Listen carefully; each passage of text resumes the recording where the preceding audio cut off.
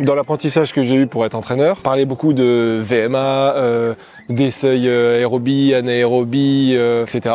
Et du coup, tu avais des valeurs très précises de vitesse à respecter pour être dans ces zones. Au début de ton entraînement, je prenais tous mes coureurs, je leur faisais faire un test VMA, vitesse maximale aérobie. Et puis après, on travaillait avec des valeurs exactes du pourcentage de cette VMA. Et je me rendais compte que les coureurs, ils n'arrivaient pas à gérer complètement ça en fait. Un jour, ils étaient fatigués, le lendemain, ils n'avaient pas envie de courir. Et puis ça représentait pas forcément, il fallait vraiment que ce soit sur des terrains ultra plats. Donc arrivé sur les montées et descentes, quand il y avait un peu de vallonné, du trail, on dit tiens, on va utiliser le cardio. Voilà, c'est vachement intéressant. On a utilisé le cardio, on travaillait sur des pourcentages de cardio, sauf qu'avoir un capteur aussi précis, aussi efficace à l'instant T, tiens, là il faut que je sois à 70% de ma fréquence cardiaque de réserve ou max, sauf qu'en fait le cœur, il y a une inertie.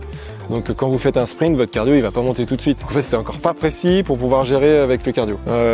J'ai discuté avec un physiologiste, il me parlait de capteur de puissance.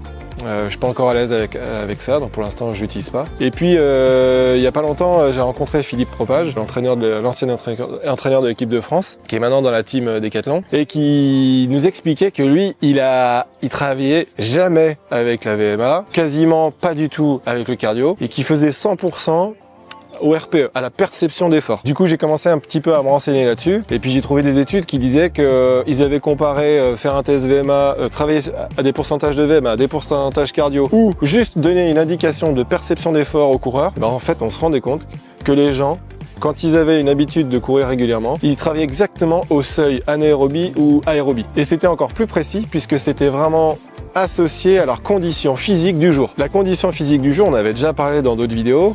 Un jour t'es fatigué, t'es stressé, t'as beaucoup de travail. Majoritairement on est des amateurs, on travaille à temps plein, même casquette verte il a un travail à temps plein à côté. Travailler toujours à des valeurs qu'on va t'imposer ne vont pas refléter le niveau de forme que tu as du jour, et je trouve que travailler au RPE c'est excellent. Là j'ai un coureur, il est traiteur, il est toujours dans le rouge au niveau de son goulot. Depuis qu'on fonctionne comme ça, dans ses perceptions d'effort que j'ai sur mon application, tout a augmenté, son niveau il a augmenté, juste parce qu'on a changé de mode de fonctionnement.